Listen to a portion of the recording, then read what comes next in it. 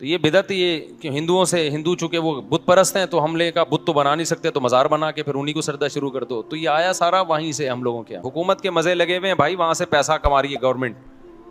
مزاروں پہ چندے باکس رکھے ہوئے ہوتے ہیں, گورنمنٹ نوٹ چھاپ رہی ہوتی ہے.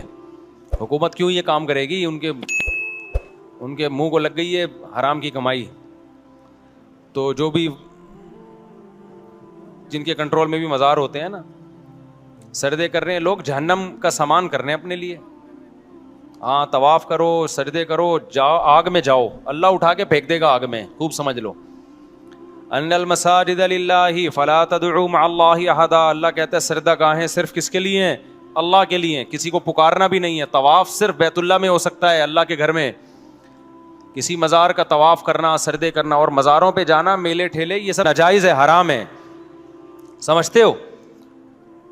اور عبرت کے لیے اہل اللہ کی قبروں پہ جایا جا سکتا ہے زیارت کے لیے, لیکن آج کل جو کچھ قبروں پہ ہو رہا ہے تو وہاں کہاں سے جانا جائز ہوگا بھائی؟ وہ تو آپ ان کی برائی میں ان کی تائید کر رہے ہیں جا کے. سمجھتے ہو کہ نہیں سمجھتے؟ شیطان جو ہے نا نے قسم اٹھائی تھی کہ اے اللہ میں ان کو جنت میں نہیں جانے دوں گا.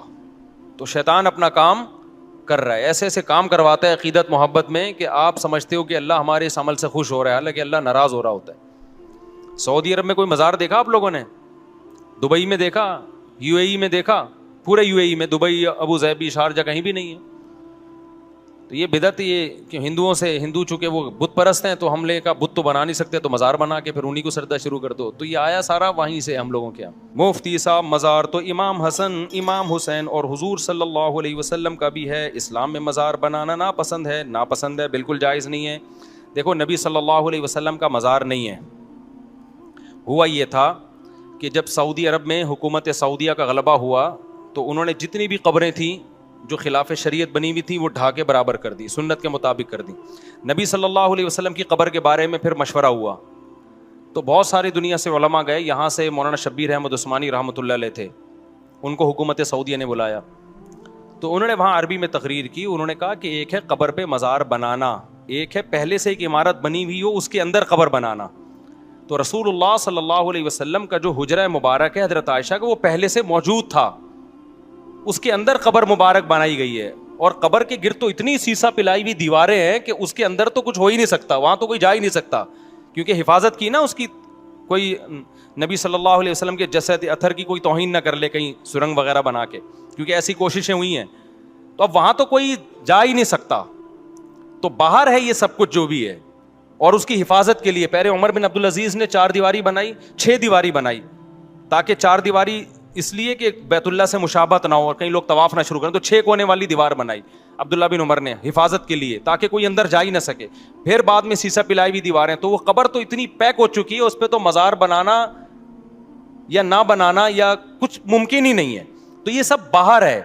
اور مسجد نبوی پہلے سے ایک یہ تو توسیع ہوتی چلی گئی نا مسجد نبوی کی, تو وہ مسجد نبوی کے اندر آ گئی ہے قبر, تو اس لیے وہ دیکھنے میں ایسا لگتا ہے کہ مزار ہے, حقیقت میں وہ مزار نہیں ہے.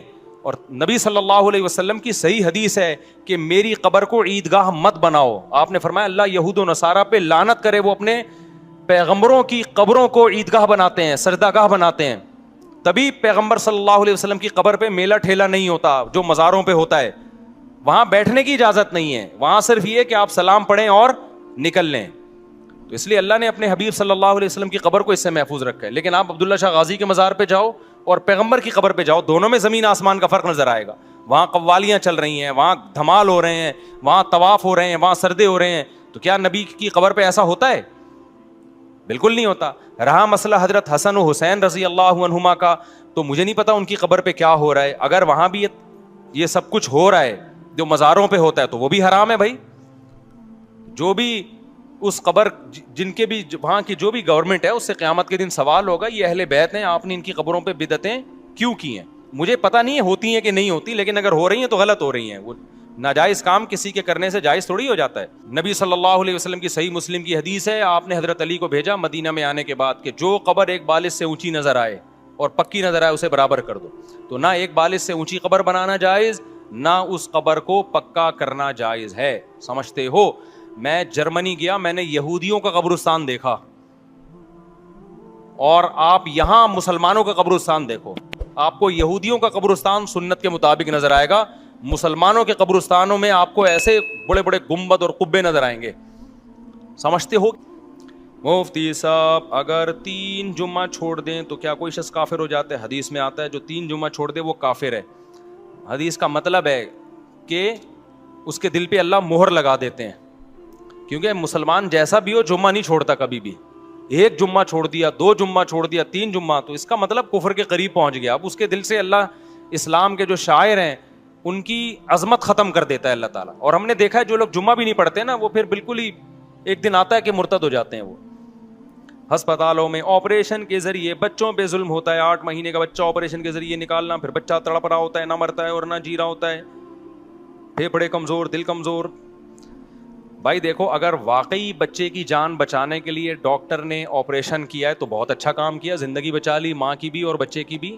اور بعض دفعہ ایسا ہوتا ہے, سینکڑوں میں کوئی 1 آدھ کیس ایسا ہوتا ہے کہ آپریشن کرنا ضروری ہوتا ہے, لیکن زیادہ تر ایسا نہیں ہو رہا. میں اس کا گواہ ہوں, میرے ساتھ ایسا ہوا ہے بہت دفعہ. ہمارے یہاں بچے کی ولادت ہونے والی تھی, ڈاکٹر نے کہا آپریشن ہے, لیڈی ڈاکٹر تھی, ہم نے کہا نہیں ہوگا آپریشن. دوسری لیڈی کے پاس لے گئے, نارمل بچہ پیدا ہو گیا. سمجھتے ہو؟ ایک دفعہ تو کیا ہوا, ڈاکٹر نے کہا کہ بھائی یہ مفتی صاحب, یہ لیڈی ڈاکٹر نے کہا یہ آپریشن ہی ہے. میں نے کہا جتنے پیسے آپریشن کے بنتے ہیں نا آپ مجھ سے ایڈوانس میں لے لو, بچہ نارمل ہوگا, میں آپ کو پیسے آپریشن والے دوں گا. بل آپ نے کون سا بنانا ہے کہ آپریشن ہوا ہے, بچہ الحمدللہ کیا ہوا, نارمل. آئی بات سمجھ میں؟ تو ہم تو اس کے چشمدید گواہ ہیں کہ ڈرامہ ہو رہا ہے ہسپتالوں میں. اور یہ دوسرے ملکوں میں یہ گڑبڑ نہیں ہے, چائنا میں, امریکہ میں, لندن میں ایسا نہیں ہوتا کہ کسائی بنے ہوئے ہیں لیڈی ڈاکٹر, یا چار نہیں ہو رہا چل بھائی نکال بچہ, وہ چیر پھاڑ کیا. جیسے کسائی نہیں کر رہے ہوتے بقرعید میں, کئی جانور گرانے ہوتے ہیں نا انہوں نے, تو ایک کو پکڑایا, پھر وہ کہتے ہیں ہم دوسرا گرا کے آ رہے ہیں تو اس کو نمٹا. تو ڈلیوری کے کیسز جب ہسپتال میں زیادہ ہوتے ہیں تو میں ان لیڈی ڈاکٹروں کی بات کر رہا ہوں جو میرا بیان نہیں سن رہی. وہ ڈاکٹر کم قصائی زیادہ بنی ہوئی ہوتی ہیں. 2 وجہ سے آپریشن زیادہ کرتی ہیں گائنی کی ڈاکٹریں. اس میں تو اب میل ڈاکٹرز بھی بہت آ گئے ہیں. ایک ٹائم شارٹ ہے ہمارے پاس, کیونکہ نیچرل جب ڈلیوری ہوتی ہے تو وہ ڈاکٹر کی مرضی پہ نہیں ہوتی, وہ خدا کی مرضی پہ ہوتی ہے. سمجھتے ہو کہ نہیں سمجھتے؟ جب اللہ چاہے گا تو بچہ دنیا میں آئے گا, ٹھیک ہے نا. اب اس میں 1 ہفتہ ڈیلے بھی ہو سکتا ہے, 15 دن ڈیلے بھی ہو سکتا ہے, بعض دفعہ وقت سے 15 دن پہلے بھی ہو سکتا ہے جو ڈاکٹر نے. اب ڈاکٹر انگیج رہتی ہے اس میں, ڈاکٹر کہتی ہے یار یہ بڑی ٹینشن والا کام ہے, میں نے ڈیٹ دی ہے 5 دسمبر فار ایگزامپل, 5 دسمبر کو ہی اس کو آنا ہے, میں نے اپنا ٹائم, میں نے سلاٹ خالی کیا اس کے لیے, نہیں آ رہا اپنی مرضی سے, چل بھائی کھڑک کھڑک یہ گاڑا نکالا, سیا چل بھائی. اور یہ اتنا آسان نہیں ہوتا, پتہ نہیں کمر میں انجیکشن لگ رہے ہوتے ہیں, ریڑھ کی ہڈی کے گودے نکل رہے ہوتے ہیں, کیا کیا. اس کے بعد عورت کا بیڑا غرق. وہ بیچاری اتنی ٹینشن میں عورت آتی ہے نا. اللہ نے ایک تکلیف عورت کے لیے رکھی ہے نیچرل ڈلیوری میں, وہ بہت سخت تکلیف ہے, لیکن وہ ایک کچھ دیر کی تکلیف ہے, اس کے بعد اس کے لیے راحت ہی راحت ہے. آپریشن میں وقتی تکلیف نہیں ہوتی, لیکن تکلیفوں کی ایک طویل سلسلہ شروع ہو جاتا ہے عورت کے لیے. پھر بچے بھی زیادہ پیدا نہیں کر سکتی, وہ کہتے ہیں نا بس 2-3 سے زیادہ نہیں ہو سکتے. ایک تو یہ وجہ ہے. دوسری وجہ یہ ہے کہ ہسپتالوں نے ڈاکٹروں کو یہ ٹھیکہ دیا ہوا ہوتا ہے کہ ہم نے سال میں اتنی ارننگ کرنی ہے اور یہ آپ کے ہاتھ میں ہے. تو آپریشن میں بل زیادہ بنتا ہے, پیسے زیادہ آتے ہیں, تو آپ کو کیا پاکستان میں ایمانداری چل رہی ہے کیا ہے بھائی؟ تو بھائی ظاہر ہے 2 نمبر ڈاکٹر بھی ہیں, 1 نمبر بھی ہیں. تو یہ گائنی میں یہ بڑی بدماشیاں ہو رہی ہیں, ہمارے بہت دفعہ کے تجربے ہیں. تو اس لیے جب بھی بیگم کو کوئی ڈلیوری کا مسئلہ ہو تو پہلے یہ تحقیق کرو کہ گائنی کی یہ ڈاکٹر کے پاس جتنے کیس آئے ہیں ان میں آپریشن کتنے ہوئے ہیں. پہلے اطمینان ہو جائے کہ یہ نارمل ڈلیوری کرتی ہے, پھر اس کے پاس لے کے جاؤ. پھر اگر وہ خدا نخواستہ کیس بگڑ جائے. اچھا بھی بتاتا ہوں میں. بہت سے لوگ جمعہ پڑھنے آئے ہوئے ہیں, بھائی جمعہ ہو گیا ہے. میں نے اعلان کیا تھا کہ 11:15 بجے بیان شروع ہوا کرے گا, 1 بجے بیان ختم ہوگا, 1:15 بجے جمعے کی نماز کھڑی ہو جایا کرے گی. ہم نے واٹس ایپ پہ بھی گھمایا, ادھر بھی اعلان لکھ دیا, ہر جگہ پھیلا دیا, تو اس لیے جمعہ ہو گیا. اب ہم گریوی چل رہی ہے یہ جمعے کے بعد, 2-4 منٹ میں گریوی ختم کرتا ہوں, ٹھیک ہے. آئندہ سے جمعہ یہاں 1:15 بجے نماز کھڑی ہو جایا کرے گی, سمجھتے ہو. تو اس لیے جب بھی کوئی ایسا پریگنینسی کا مسئلہ ہو تو آپ نے ایسی ڈاکٹر تلاش کرنی ہے جس کے بارے میں رپورٹ ہو کہ یہ آپریشن نہیں کرتی. اور اگر اللہ نے آپ کو مالی وسعت زیادہ دی ہے تو اس کے کان میں جا کے کہہ دو. ایسے کسی لیڈی ڈاکٹر کے کان میں کہو گے بیوی پکڑ کے کوٹ دے گی آپ کو, تو کان میں نہیں کہو, جیسے بھی کہنا ہے ایک پرچی پہ لکھ کے دے دو اور بیگم کو دکھا دو یہ لکھ کے دے رہا ہوں, ورنہ قیامت تک شک کرتی رہے گی پتہ نہیں کیا لکھ کے دیا ہے. حقیقت بتاؤں آپ, قیامت تک شک کرتی رہے گی وہ. تو آپ اس کو بیگم کو بتا دو یہ لکھ کے دے رہا ہوں, اس کو بتا دو کہ بھائی آپ اگر اللہ نے آپ کو مالی وسعت دی ہے کہ آپ نارمل ڈلیوری کریں, ہم آپ کو پیسے زیادہ دے دیں گے. ہاں ہم نے اعلان کر دیا کہ بھائی جمعے کی نماز کے لیے نہ بیٹھے. اچھا میرے بھائی, آج کا احتجاج کیسا ہونا چاہیے؟ روڈوں کو بند کرنا چاہیے نہیں, جو گاڑی جلائیں گے ان کو منع کریں. بھائی نہیں, ایسے گاڑی کس بیس پہ جلا رہے ہو؟ خدا کے بندو, تمہاری گاڑی کوئی احتجاج میں جلا دے, فضول بات ہے بالکل. روڈ ووڈ بھی بند نہ کرو, روڈوں کو بند کرنے سے بڑا نقصان ہوتا ہے. میں نے موتیں ہوتی دیکھی ہیں, کوئی ایمرجنسی ہے جا رہا ہے روڈ بند, مر گیا بیچارہ وہیں پہ, تو بڑے مسائل ہوتے ہیں. ہماری مسجد کے امام صاحب نے یہ ترتیب شروع کی ہے کہ جمعے کے دن بیان کے بعد اذان اور اس کے بعد خطبہ اور اس کے بعد جماعت, بیچ میں 4 سنت کے لیے ٹائم نہیں دیتے. غلط کرتے ہیں, 4 سنت کے لیے سنت موقدہ ہیں, یہ ٹائم دینا چاہیے امام صاحب کو. استاد یہ سوال یہ ہے کہ قصوروار مرد بھی ہوتا ہے لیکن حلالہ عورت کے ساتھ خاص کیوں ہے؟ 20 دفعہ جواب دے چکا ہوں میں. مرد نے 3 طلاقیں دیں تو آج بھی بیان میں نے اس کو بتایا, تو اسلام مرد کو سزا دے رہا ہے کہ اب یہ تمہارے ہاتھ سے نکل گئی ہے. تم جذباتی ہو, تم غصے میں 3 دے سکتے ہو, غصے میں تم چاقو بھی مار سکتے ہو, تمہیں اپنی زبان پہ غصے میں کنٹرول نہیں. اور حقیقت یہ جس آدمی کو کنٹرول نہیں وہ گھر بسا بھی نہیں سکتا. تو اب عورت کو پابند تھوڑی کیا کہ تم حلالہ کر کے واپس آؤ. اسلام تو کہہ رہا ہے جاؤ بس چھٹی ہو گئی تمہاری, کہیں اور شادی کرو تم. اب آپ کہتے ہیں بیچاری کہاں شادی کرے, پہلی اتنی مشکل سے ہوئی تھی. تو یہ اسلام کا قصور نہیں ہے, یہ کلچر کا قصور ہے. کلچر میں 2-3 شادیوں کا رواج نہیں ہے, جس کی وجہ سے کنواریوں کی آسان سے نہیں ہو رہی, تو اس طلاق یافتہ کی آسانی سے کہاں سے ہوگی؟ صحابہ کے دور میں مرد نے 3 طلاقیں دی تو عورت کو 20 رشتے ملتے تھے, اس سے پہلے سے اچھے مل رہے ہوتے تھے. کتنے واقعات ہیں. تو اب اگر عورت کا گھر تباہ ہو رہا ہے تو اسلام کا قصور نہیں ہے, ہمارا قصور ہے کہ ہم نے 3 طلاقوں والا قانون اسلام سے لے لیا, اور طلاق والا قانون ہم نے اسلام کا لیا, اور شادی کتنی کرنی ہے یہ والا ہم نے ہندوؤں سے لے لیا. تو ایڈجسٹ ہی نہیں ہو رہے ہیں وہ آپس میں. تو اسلام جب 3 طلاق کو 3 کہتا ہے تو زیادہ شادیوں کی بھی اجازت دیتا ہے تاکہ عورت کے لیے رشتوں کی کمی نہ ہو. اب یہ نہیں کہ طلاق کو چینج کر دیں, بلکہ اپنے آپ کو چینج کریں, شادیوں پہ سیٹ ہو جائیں آ کے. میں جو شادی کرتا ہوں میرا دماغ نہیں خراب ہے میرے بھائی. سوسائٹی میں تباہ کاریاں دیکھ رہا ہوں میں, عورت کو برباد ہوتے ہوئے دیکھ رہا ہوں میں, تو میرا کوئی کھوپڑی خراب نہیں ہے. مجھے کیا اس سے کہ آپ شادی کرو نہ کرو, میری تو ہو گئی ہیں, اور کیا. پھر بھی اگر میں کہہ رہا ہوں تو پھر آپ کے لیے کہہ رہا ہوں, میں اپنے لیے نہیں کہہ رہا, عورت کے لیے, عورت کے فائدے میں کہہ رہا ہوں. دیکھو شادیاں اگر عیاشی ہوتی تو انگریز کرتا نا, عیاشی کا شوق انگریز کو آپ سے زیادہ ہے. اس کو پتہ ہے بھائی ایک کر کے وہ 50 سال میں ایک کر رہے ہوتے ہیں, کہہ رہے ہیں ابھی سے باؤنڈ نہ کرو اپنے آپ کو, اور میں آپ کو بالغ ہوتے ہی 4 شادیوں کی ترغیب دے رہا ہوں. تو یہ عیاشی تھوڑی ہے, یہ تو آپ کو پھنسا رہا ہوں میں. عیاشی عورت کی ہے, عورت کی عیاشی ہے کہ اس کو ٹائم پہ اچھے سے اچھا رشتہ ملے گا. کیونکہ آپ جب نکاح کا پیغام بھیجو گے تو عورت مجبور نہیں ہوگی آپ کی دوسری بیوی بنے, وہ کہے گی میں آپ سے اچھے کو دیکھوں گی. تو پھر غریب لڑکیاں بہت اونچے گھرانوں میں شادی ہو کے جائیں گی, کیونکہ عورت ترجیح دیتی ہے زیادہ مالدار کو. تو جب مالدار بھی کرے گا غریب بھی کرے گا تو پھر عورت ترجیح کس کو دے گی؟ اب دیکھو یہ غریب نے ایک پرچی دی نا کہ انتہائی غریب گھرانہ ہے جس میں میرے پاس تو کچھ ہے ہی نہیں, وہ غریب ابا راضی ہو گئے. وہ کیوں راضی ہو گئے اس غریب کو دینے پر؟ ان کو پتا ہے یار میں اس سے بھی زیادہ غریب ہوں. لیکن اب 4 شادیوں کا رواج ہوگا نا تو اس غریب لڑکی کی طرف اس پرچی والے کا پیغام نہیں جائے گا, اس کی طرف بڑے مالداروں کے پیغام جائیں گے, کیونکہ دوسری کے لیے پھر رشتہ ملے گا نہیں ان کو اتنے آرام سے. تو بڑے مالداروں کے پیغام جائیں گے, یار ہم کریں گے. تو باپ کس کو دے گا؟ جب زیادہ شادیوں کا رواج تھا نا اسلامک سوسائٹی میں, تو غریب گھرانے کی لڑکیاں بڑے کروڑ پتی گھرانوں میں جایا کرتی تھیں, عیش کرتی تھیں. اب جب سے یہ رواج ختم ہو گیا ہے تو مالدار گھرانوں کی لڑکیاں غریبوں میں جا رہی ہیں. اور یہ بھی بغیرتی الحمدللہ بہت زیادہ ہونے, یہ الحمدللہ میں نے تنزیہ کہا ہے کہ غریب آدمی کے پاس مالدار خوبصورت لڑکی گئی, اس نے یوٹیوب کے ذریعے بیوی کو کیش کرا کے پیسہ کمایا, دبا کے نوٹ چھاپے اس. یعنی آدمی کے پاس کچھ تھا ہی نہیں, بیوی خوبصورت مل گئی, اب یوٹیوب پہ اپنی بیوی دکھا کے نیم برہنہ کپڑوں میں کس کے نام کا پیسہ کما رہا ہے؟ بیگم کے نام کا پیسہ کما رہا ہے. اب آپ مجھے بتاؤ, جس دن بیگم کی کھوپڑی گھوم گئی, یہ تو کبھی بیگم کو نہیں چھوڑے گا.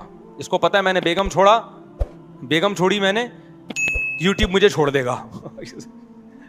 میری ویورز غائب ہو جائیں گے, میری ارننگ کیا ہو جائے گی, ختم ہو جائے گی. تو ایسے لوگ دنیا چھوڑ سکتے ہیں, بیگم نہیں چھوڑ سکتے. آپ کہیں تو بڑی اچھی بات ہے بیگم نہیں چھوڑ سکیں.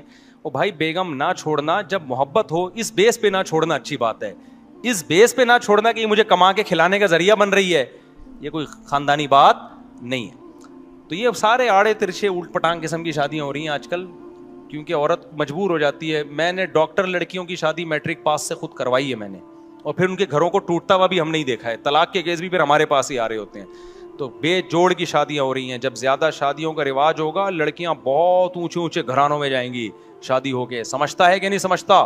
میں زیادہ شادیوں کا رواج ہے, میں نے دیکھا ہے وہاں ایک وہ, بعض ان میں غلط بھی کرتے ہیں, سارے خراب نہیں ہوتے وہ. تو پھر کیونکہ وہاں ڈیمانڈ زیادہ ہے نا, تو جس کی لڑکی پیدا ہو جائے وہ پھر اس کا سری وہ تمیز سے بات ہی نہیں کرتا. اس کو پھر پتہ ہے اتنے رشتے آتے ہیں, پھر وہ غلط بھی بعض لوگ کرتے ہیں, اس کا ناجائز فائدہ بھی اٹھاتے ہیں. پھر وہ پیسے دمادوں سے لینا شروع کر دیتے ہیں. ایک آدمی کی 6 بیٹیاں تھیں, 6 گاڑیاں بنا لی اس نے, رینٹ پہ چلا رہا ہے. ابے میں نے کہا تو غریب تھا, کہہ رہا یار دامادوں بیٹیوں کے رشتے بہت آ رہے تھے. تو میں نے کہا بھائی ایک گاڑی پہلے بیٹی کو مہر الگ دو گے, مجھے پیسے الگ دو گے. کہہ رہے ہر داماد سے میں نے ایک گاڑی لی ہے رینٹ پہ, وہ نہیں ہائیسٹ. یہ غلط کیا, بے غیرتی کی, بیٹی کو ایک طرح سے بیچنا ہو گیا یہ. لیکن اتنی بات تو ہے نا کہ اس سوسائٹی میں لڑکی کی ڈیمانڈ بہت ہے. ہمارے ہاں تو باپ کہہ رہا ہوتا ہے مجھ سے گاڑی لے لے, تو شادی کر لے, ٹھیک ہے نا. الٹا ہو رہا ہوتا ہے کہ میری بیٹی سے شادی کر لے, میں تجھے جہیز میں ہائیسٹ دے دوں گا, تو رینٹ پہ چلا لینا اس کو. تو ہمارے یہاں تو الٹا سیٹ اپ ہو رہا ہے. ابھی بھی نہیں سمجھ میں آئے گا, مجھے پتہ ہے آئے گا نہیں سمجھ میں. سمجھ میں آنے کے لیے صرف نظریہ کا درست ہونا ضروری نہیں ہے, اس کے لیے ضروری ہے کہ آپ کی صحت بھی اچھی ہو. سمجھتے ہو؟ صحت اچھی ہو آپ کی. کافی زیادہ ٹائم ہو گیا میرے بھائی, مجھے چھٹی دو. گزر گئے, اس نے رجوع نہیں کیا. بے بھائی بیوی رجوع نہیں کرتی, میاں رجوع کرتا ہے. کیا میں خود اس سے رجوع کر سکتا ہوں اگر وہ نہ کرے؟ عورت کو رجوع کا حق نہیں ہے. آپ نے ایک طلاق دی ہے تو آپ رجوع کر سکتے ہیں. تو آپ عدت سے اندر آپ زبان سے بول دیں بیگم میں نے رجوع کر لیا, ایسے بول دیں. آپ نہ کرے, وہ انکار کرنے سے کچھ نہیں ہوتا. آپ نے زبان سے بول دیا میں نے رجوع کیا, تو بس وہ طلاق کلعدم ہو گئی. لیکن آئندہ زندگی میں 2 طلاقوں کا اختیار ہوگا. 3 مینسز گزرنے سے پہلے رجوع کر لیں. مینسز نہ آتے ہوں, بالکل ہی ختم ہو گئے مینسز, تو 3 مہینے نہ کریں تو پھر نکاح ختم ہو جائے گا. وہ اس کے نہ کرنے سے نہیں ہوتا. آپ اگر رجوع نہیں کرتے 3 مہینے تک تو نکاح ختم ہو جائے گا. میرا سوال یہ کہ زمانے تعلیم میں شادی کرنے کے شادی نوڑے کئی دفعہ بتا چکا ہوں میرے بھائی, بتا کے تھک گیا. اب کچھ اور کر لو یار, ہر وقت ایک ہی سوال پوچھ کے دماغ خراب کرتے ہیں.